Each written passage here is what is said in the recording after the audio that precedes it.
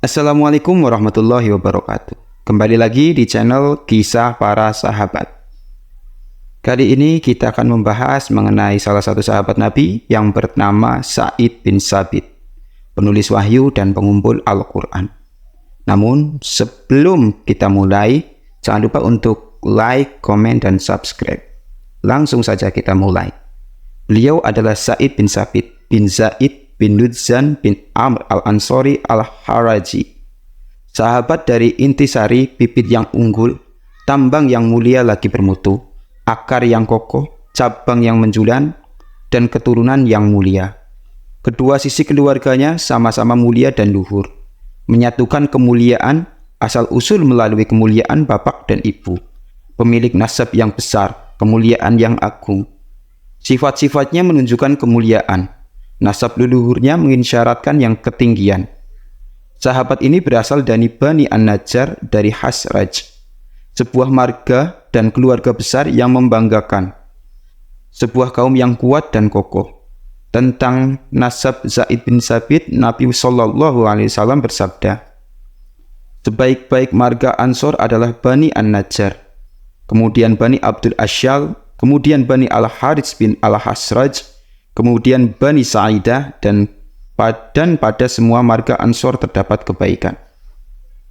Dari Bani An-Najjar, marga pemilik kemuliaan turun-temurun dan keluhuran tinggi, inilah Sa'id bin Tsabit berasal. Bapaknya adalah Tsabit bin Sa'id, gugur dalam perang Bu'ats 5 tahun sebelum hijrah Nabi ke Madinah. Saat itu Sa'id berusia 6 tahun.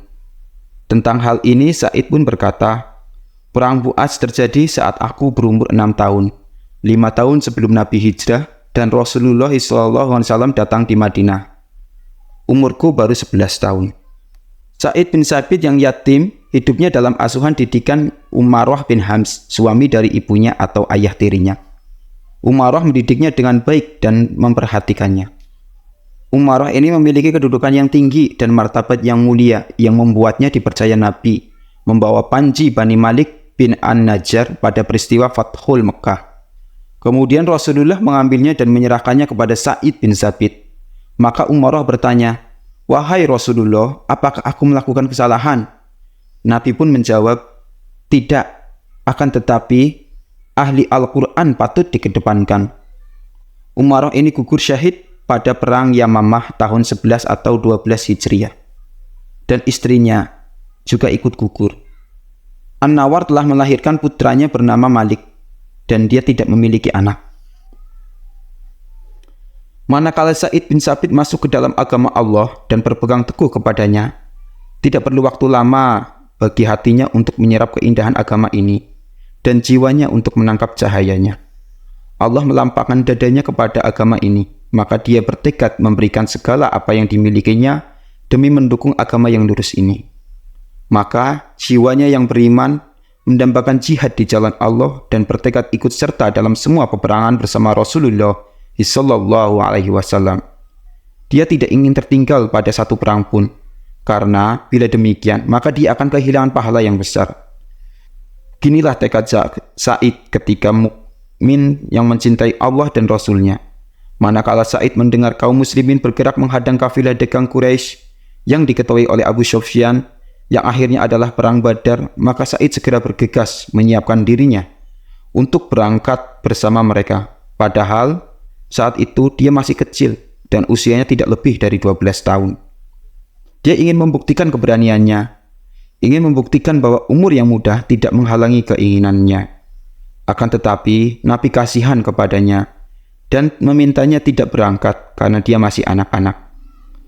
Anak muda ini pun pulang membawa kesedihan atas pahala yang besar dan kebaikan yang agung yang luput dari tangannya. Pada perang pertama antara yang hak dan yang batil, dia pulang dengan tetap memendam hasrat yang tinggi dan tekad yang kuat untuk berjihad dan memerangi orang-orang kafir. Zaid ikut serta dalam perang Khandaq tahun 5 Hijriah. Dalam perang ini, dia menunjukkan kepahlawanan yang hebat, sehingga Nabi berbahagia melihatnya. Dia terus berusaha dan berupaya keras hingga perang usai, dan dia pulang membawa kemenangan dan kebahagiaan atas karunia dan rahmat Allah yang memudahkannya. Berangkat bersama Rasulullah dan ikut serta bersama beliau dalam jihad di jalan Allah.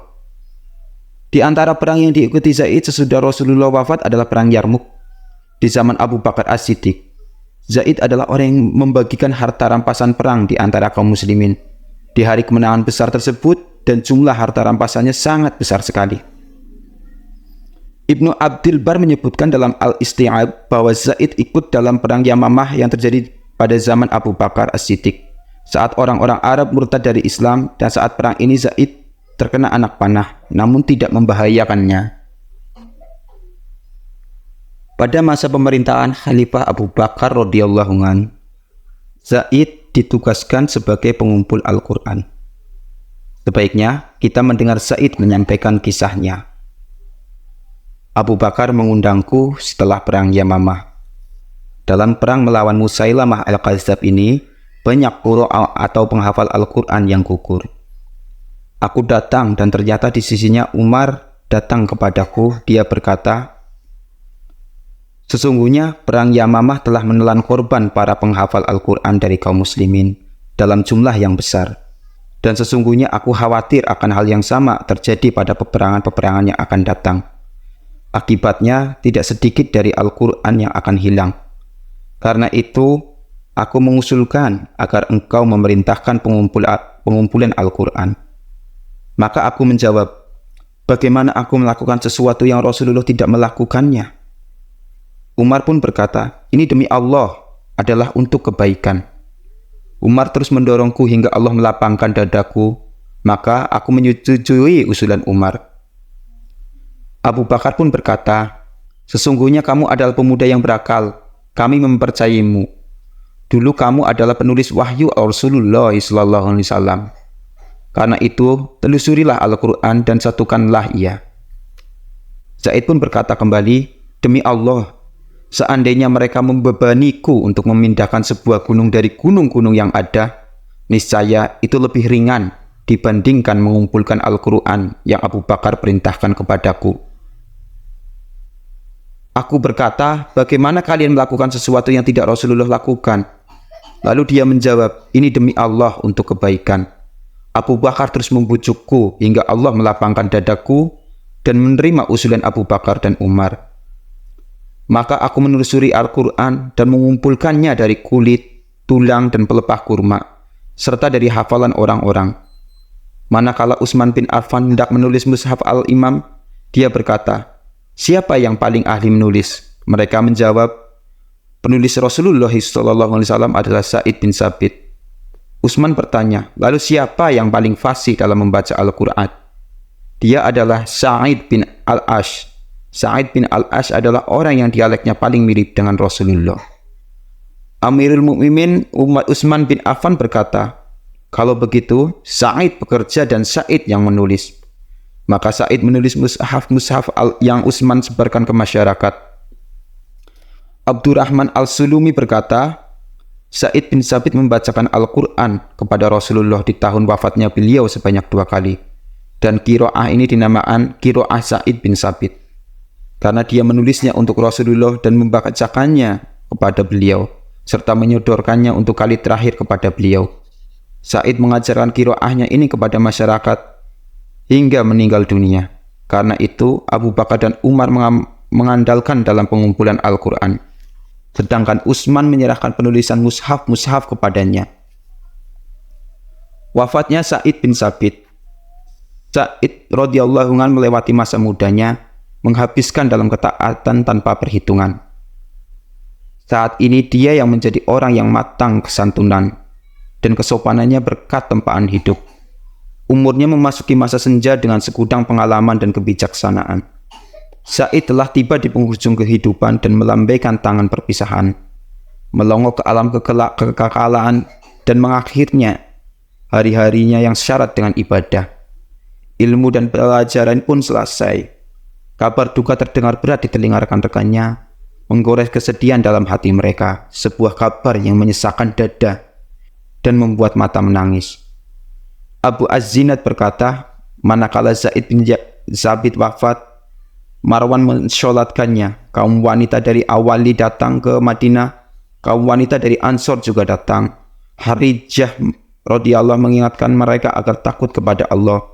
Jangan menangisinya. Maka mereka pun berkata, kami tidak mendengar kata-katamu. Kami akan menangisinya selama 3 malam. Mereka tidak menghiraukan kata-kata Harijah. Kaum wanita menangis dan mereka patut demikian, karena meneteskan air mata dan melepaskan tangisan melapangkan sesak di dada dan meringankan beban berat musibah. Diriwayatkan dari Yahya bin Sa'id bahwa dia berkata, manakala Sa'id bin Sabit meninggal, Abu Hurairah berkata, ulama umat ini wafat, semoga Allah menjadikan Ibnu Abbas sebagai penggantinya. Pendapat paling sahih tentang tahun wafatnya adalah tahun 45 Hijriah dalam usia mendekati 56 tahun. Ada yang berkata bahwa dia wafat pada tahun 50 Hijriah. Wallahu a'lam bishawab. Hasan bin Sabit berkata tentangnya, siapa yang akan mengucapkan syair sesudah Hasan dan putranya, dan siapa ulama Al-Quran sesudah Sa'id bin Sabit? Semoga Allah merahmati dan meridhai Sa'id bin Sabit, seorang ulama dalam kuantitas dalam suatu umat dan kualitas keutamaan-utamanya harum, semerbak bagaikan minyak wangi misik dari botolnya, seperti asap wangi dari pembakaran. Semoga Allah merahmati dan meridhai Sa'id bin Sabit. Rumahnya adalah tempat yang menyenangkan bagi para tamu, majlis yang menenteramkan para ulama dan para tokoh, tujuan rombongan para pencari ilmu dan sasaran, serta delegasi penuntutnya. Dan ketenangan bertambah ketenangan, kebahagiaan berganti dengan tangisan, dan keceriaan bertambah keceriaan. Semoga Allah mengumpulkan kita bersamanya pada hari kiamat bersama para nabi, siddiqin, syuhada, dan sholihin. Sesungguhnya Allah adalah sebaik-baik zat yang diharapkan pemberi yang paling bermurah. Dia tidak menolak doa orang yang berdoa, dan dia tidak mengecewakan harapan orang yang berharap kepadanya. Billahi taufiq wal hidayah. Wassalamualaikum warahmatullahi wabarakatuh.